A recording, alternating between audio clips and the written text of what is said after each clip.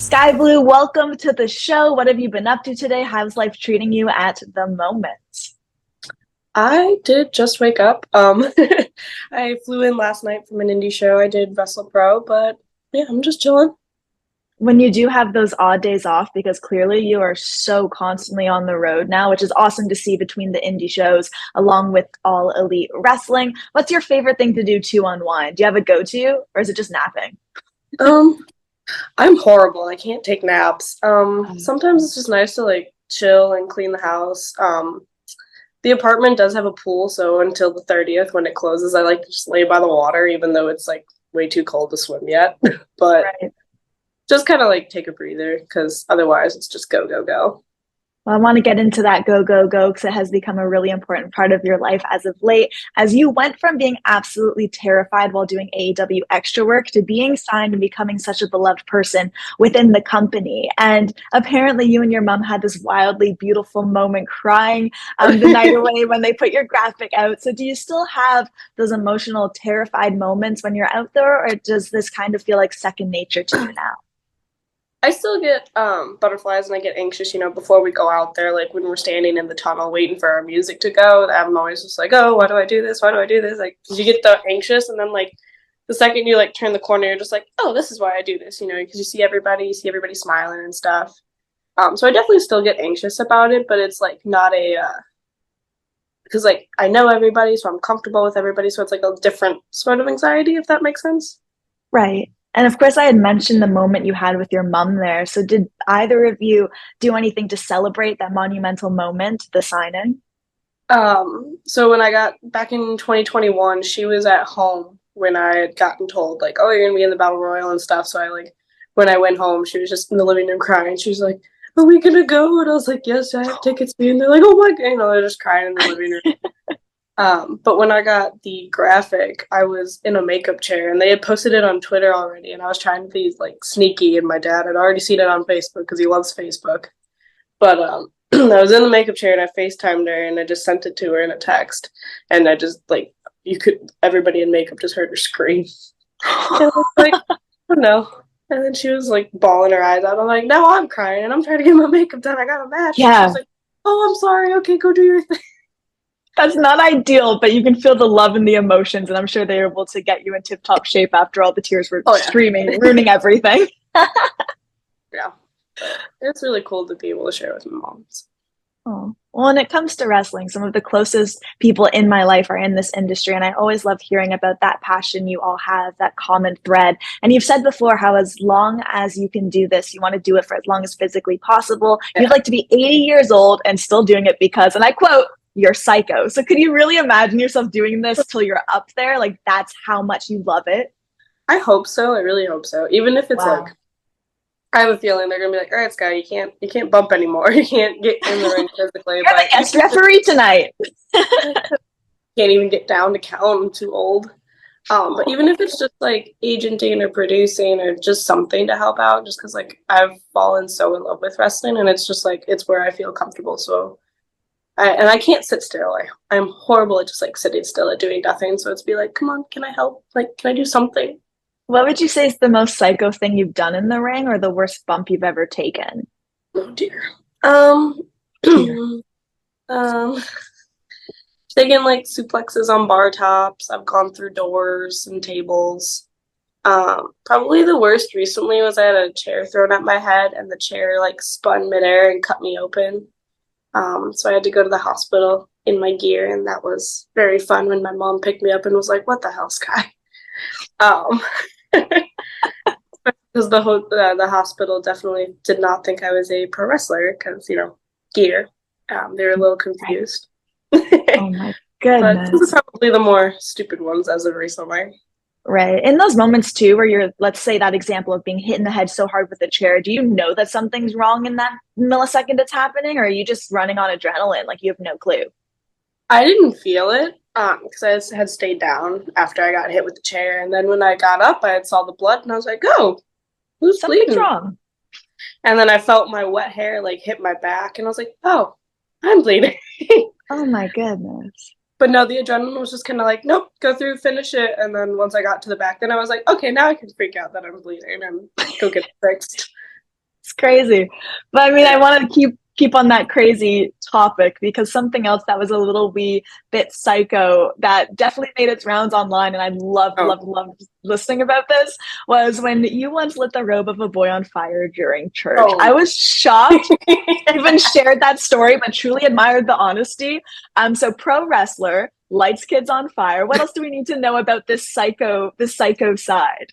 No, it was just I was like very odd. I went to a private school when I was younger, just because like I was surprisingly very claustrophobic. Like doing this now, my mom's like, "You're not the same kid. Like you graduated with 5 kids from 8th grade," and I'm like, "Yeah."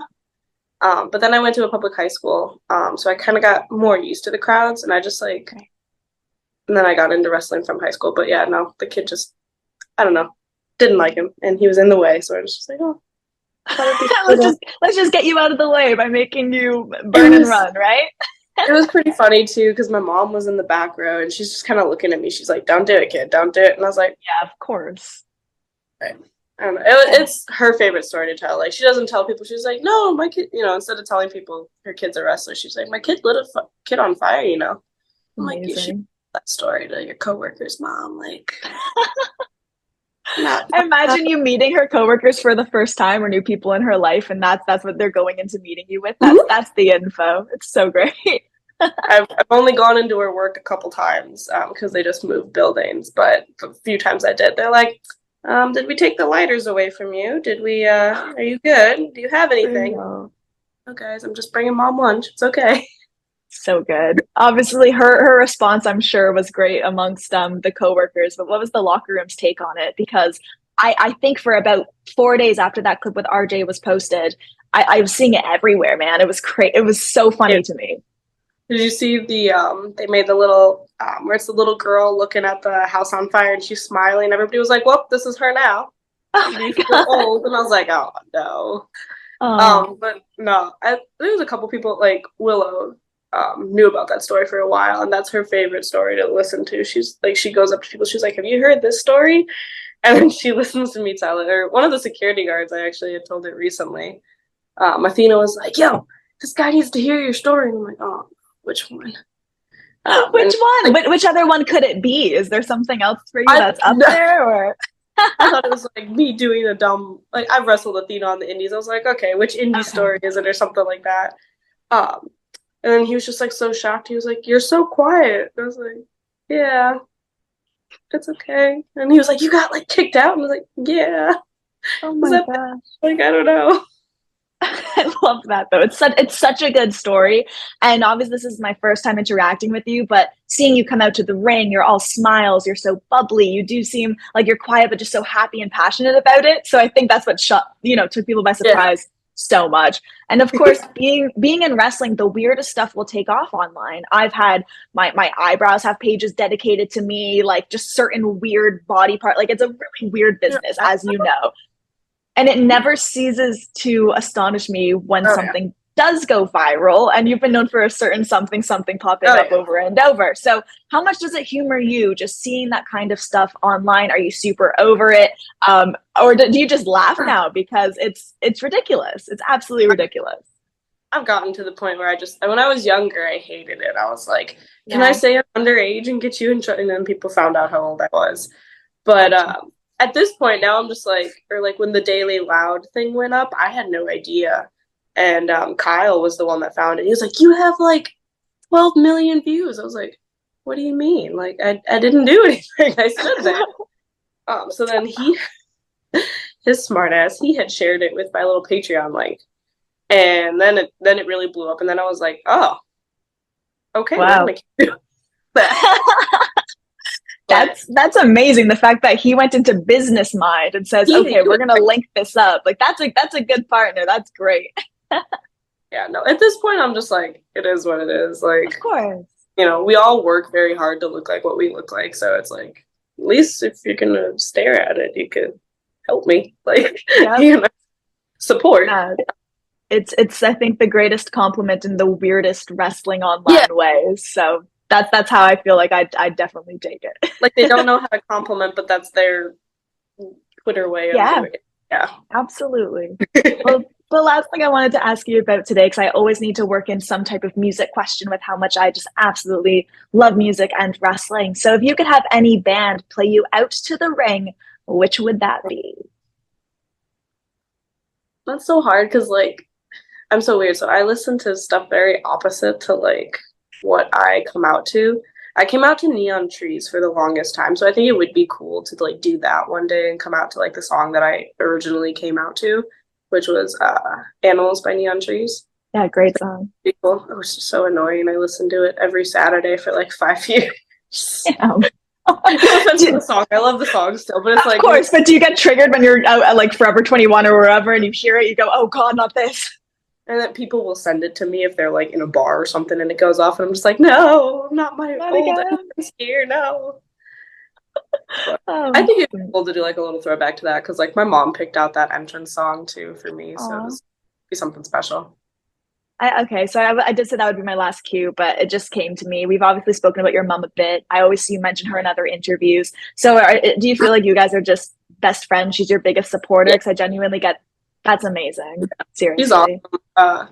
She always likes to tell people that she's the reason I'm a wrestler because she got really sick when she was pregnant with me, so she was bedridden for 6 months. And that's why she always says that's also why there's only one of me. There's no siblings. But You're she both watched, both fighters, clearly. yeah. That's amazing. But she watched wrestling the entire time. Like that was just her go-to. Like when she couldn't sleep or something, she just turned on wrestling. So she's like, "Yep, I helped you. You know, when we were stuck in bed." That's actually really interesting because they always say that if you're playing classical for your kid in your belly, if you're playing whatever it might be, for some reason, like introspectively, they get into that down the Yeah, line. So maybe there's some truth to that now. tell her that it'll inflate her ego. Well, Skye, I want to say thank you so much for taking the time for hopping on today. It's been lovely being able to not only meet you, but just have this little chat. So thank you so much. Oh, thank you for having me. It was really fun.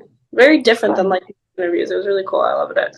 Oh, thank you. It makes me really glad. Well, to everyone watching, this has been the lovely Skye Blue. Be sure to check her out each week on All Elite Wrestling and hit up AliciaAtout.com for plenty more exclusive interviews and features. Bye, everybody.